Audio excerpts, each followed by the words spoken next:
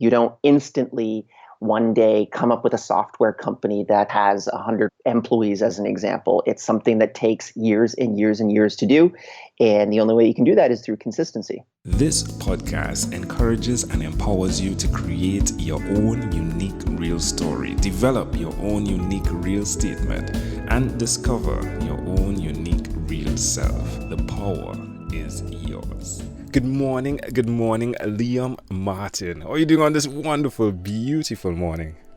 I'm doing pretty well. Canada is a little bit overcast today, but I'm still happy to be here. All right. Well, what part of Canada are you in right now? I am in Ottawa, Canada, which is the nation's capital, in between Montreal and Toronto. All right. Well, do tell us which of your talents is responsible for us connecting at this specific time in history. Oof. I suppose remote work and the two companies that I'm responsible for, I think those were the ones that brought us together. I'm very passionate about building and scaling remote teams. I think remote work is kind of like the future of the way that people should interact. And I don't even know where you are located on planet Earth right now, but I mean, I'm sure we're thousands and thousands of miles away, but we can speak as clearly and easily as you were in the next room. So that's what's really exciting to me. To this day, that amazes me, Liam. I'm fascinated by how individuals interact with the technology and aren't amazed by it, right? It seems to me that you're someone that surrounds yourself, from my research, with a community-minded model. Who do you think you learned that from? Probably from my mother, to be honest with you. She's always been someone that's told me that you need a tribe to be around you. You need a village to be able to make sure that you're your best person. And I've just taken that with me wherever I've gone.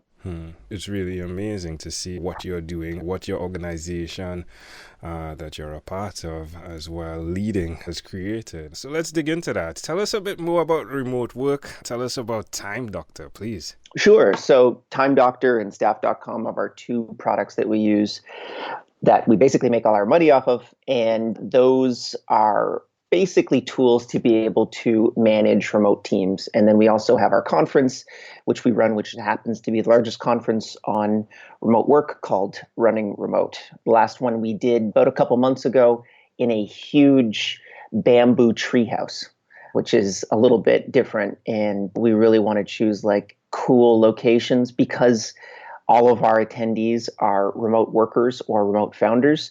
We choose a different location every single year, and we try to choose weirder ones and weirder ones. I think the next one we're going to be doing out in the middle of Austin, Texas, at some kind of special location. I don't even think we've announced it yet, but it's pretty intense. The last one, what country did you do that one in? We did that one in Bali, in Indonesia, yeah.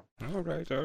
So now that you've had the experience where you obviously worked with remote workers, and now you've provided platforms for the productivity of remote workers in different means and mediums, why will you continue to do this? Because it does take a ton of work, right, Liam? And it's not always great days. But why will you continue nevertheless?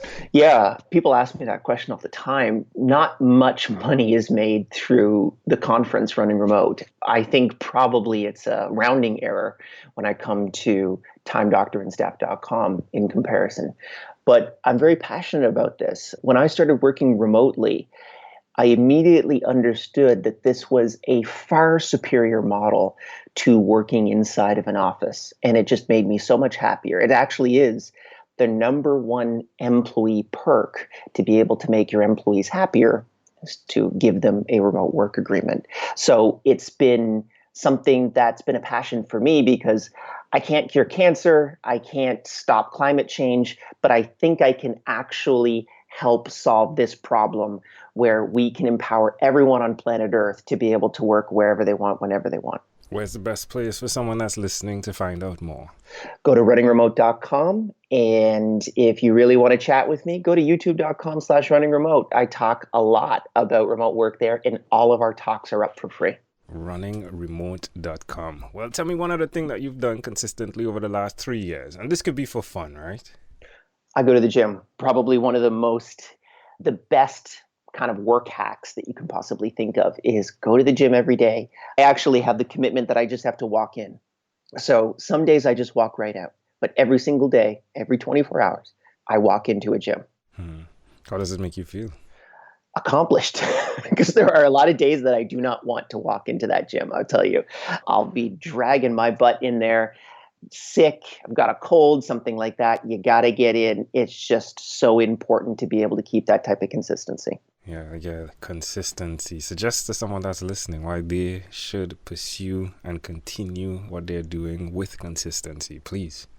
I think that this kind of connects to discipline. There was a great blogger or vlogger, I can't remember his name right now, but he wrote a fantastic book, which is Discipline Equals Freedom.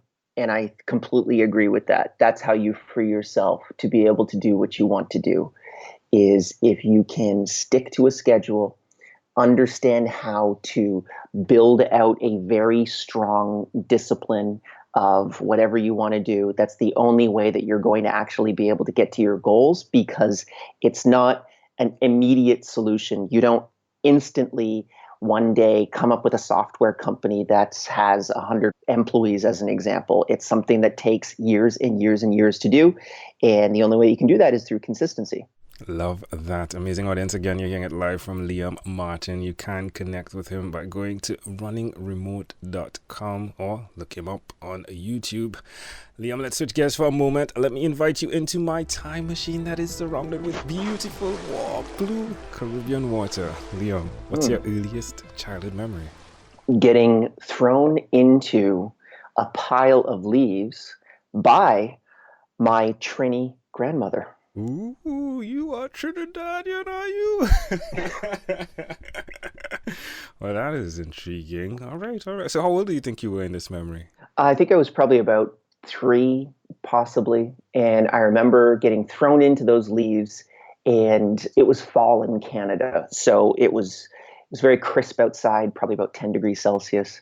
And we were having a ton of fun. Why do you think this memory is so clear to you?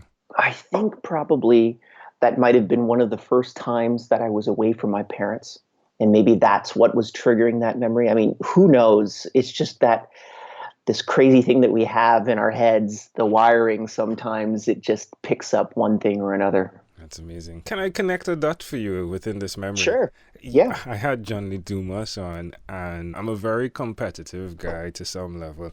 And one of the reasons I ran as hard as I ran on the podcast, having conversations with people, it's because I wanted to catch up with John Lee Dumas and see what he's seen and feel what he has felt through the conversations. He actually shared a memory that was very similar to yours. And for me, immediately, what popped up in my mind, and I believe it's very applicable to you, is what's going on, the systems of the leaves. The leaves are a byproduct of everything that's going on. The trees are there, though, silently producing, and there's so much going on. And it speaks to the system of things, the systemization. And if I may guess, I think you're a systems guy. You'd be right on that one. So that's the way I connect the dots, because the tree is there. However, there's so much going on with the roots, and then understanding seasons and goals and how that works. It's a system of nature that functions even succinctly. And to see that you're that guy and your grandmother is throwing you into that. That's my metaphor, if you would, Liam. I love it. This is very cheap therapy. There we go. If we fast forward to when you were 12 years old, what was your favorite song? Oh, man, something immediately jumped up that I don't think I would probably say. I was always into actually a lot of like electronic music. Yeah, back in the day, it was mostly that type of music, stuff that would allow me to focus more. So anything that had actual voices in it, unfortunately, just kind of pulled my distraction. So it was mostly just electronic music. I think that's probably what I listen to even today, is a lot of that stuff. All right. Well, we've arrived at our destination. But before we get off of this time machine, there is a small declaration form. So it's yes or no. We're going to move pretty quickly here. Are you ready, Liam? I'm ready. Liam, have you chosen someone to pass on your skills to? Yes. Are you married? No. Do you have children? No. Do you believe in God? Yes. Do you have an inner circle of friends? I do, yes. Do you watch TV for more than 3 hours a day? No. How about 3 hours a week? Yes. What about screen time, the phone and or the computer? Is it more than 8 or less than 8 hours a day? Way more than 8. What about reading? How often do you read? Probably about a book a month. All right. If you had to share with us, Liam, your own unique real statement, a statement that represents who you are, Liam Martin, what would you say that is?